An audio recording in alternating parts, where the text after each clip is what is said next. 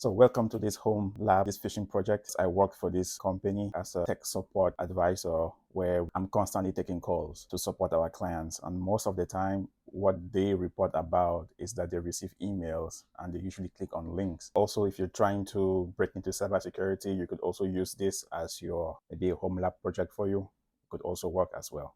So this is an email that I received saying that my domain is about to expire. I have a website called creativewebhome.com where I do web design on the site. I received this email saying that we would like to inform you that basically the domain is about to expire and that I would lose access to that domain. Of course, my Google did a good job of seeing this as spam.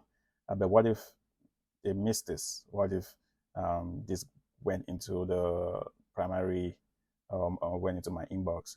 And this is the reason why we are doing this lab, just in case. How would you know what's real and what's not? So the first thing we'd like to do is we'd like to make sure that we click on three dots. And of course, you could report phishing if you know exactly, but we want to take a critical look at this. So I would download it just to make sure that I have it downloaded. So what we'll do next, we'll click on show folder and I'll just open this. I'll make sure I open this folder. Sorry. Yep, let's open this. It's an EML file. I like to use a notepad to open this just to view the email header. Okay, so this is the email header. So right off the bat, what I would like us to first take a look at is from the top, we'll try to take a look at the authentication. Did it pass any authentication? As you can see here, the SPF failed. So what SPF is a sender policy framework. Basically, it helps in email authentication. It's designed to prevent, spoofing an email or something like that. SPF fail here already tells us that these servers are not authorized to send emails, on behalf of that domain. It's very important that this SPF mail server passes. If it fails, then you know that something is wrong. There's some kind of spoofing going on. When taking a look at emails, the second thing that you want to also take a look at, just to make sure that the email is from the right source and it's not a phishing email, the sender and the return path has to be the same thing. Okay, so in here we have the sender. So it says that the sender is from this no reply at namecheap.co. They did not even finish the com. So there's no M in here. So clearly this is a kind of spoofing again.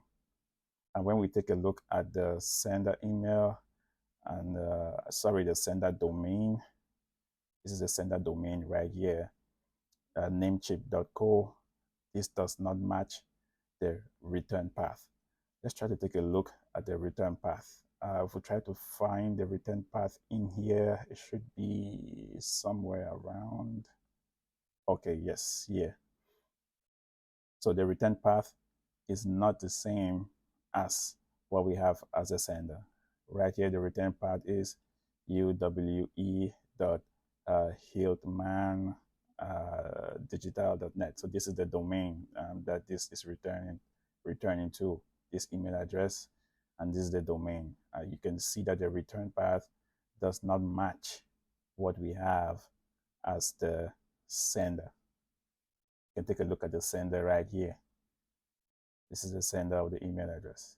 Again, it does not match what we have right here as the return path. And that is why the email header is very, very important when taking a critical look at emails to judge if it's a phishing email or it's, a real legitimate email address or email that we just received. Also, we also have the third thing. We kind of touched this in the first one, but we have to also take a look at the authentication. If the authentication fails, then it's more than likely that that email that you just received is from a source that's not trusted. Now, with authentication, you should have the DKIM, the DMARC, and the SPF all pass. Now, if any of these fails, it's a high likely chance that this email address has been spoofed and it's a phishing email. The DKIM, the domain key identifier, it has to pass. I mean, if it's none, then again, it shows that the authentication did not go through as planned, which is a clear indication that something is wrong somewhere. Obviously, you can research each of these in your spare time. SPF, we touched on this later. Sorry, I think the first point was about the SPF. All three of these failed. You can see here, no valid SPF, no valid DKIM header from Namecheap.co. So nothing to authenticate against.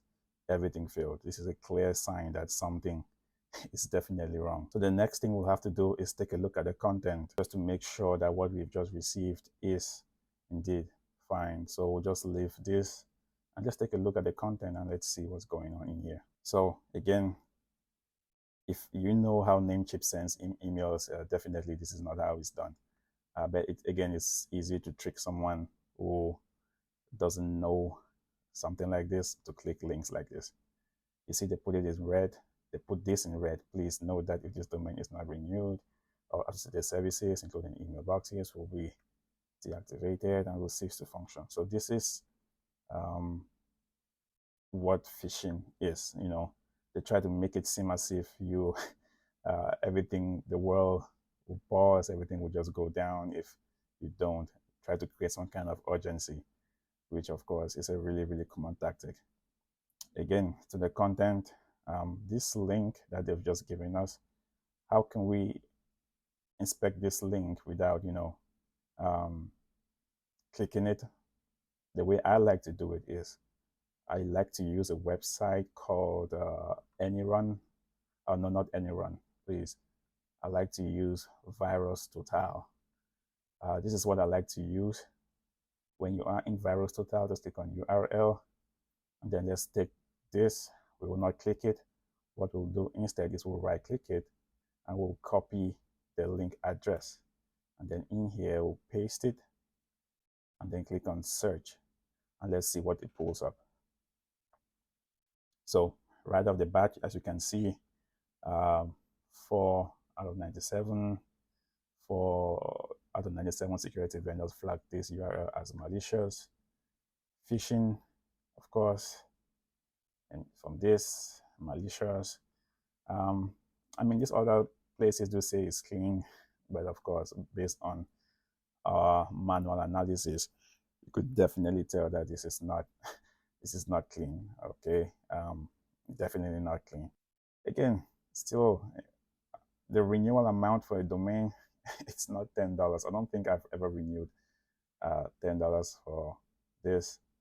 But again, it's so easy to get caught up in this if you don't take a look. If there's something else that you think I've missed, you could always put them in the comments. This was a short, quick lab on how to identify phishing. So first thing, make sure that, let's just go back. Always check authentication. Authentication, yeah, make sure that the DKIM, DMARC, SPF, make sure that they all pass, authenticated correctly. If you need further assistance on DKIM, DMARC, SPF, what they are, obviously you can just do a quick ChatGPT stuff, should tell you more about them. Again, it's very important that the sender and the return path right here should match. If they don't match, then you know for sure that something is wrong, because they should match. The person who sends it should also be, the return path should be the same. Also, the mail servers, you want to take a look at the mail servers. If they are failing, then you know that, okay, if the domain, if the IP addresses that it says does not match, then you know that, okay, something is wrong somewhere.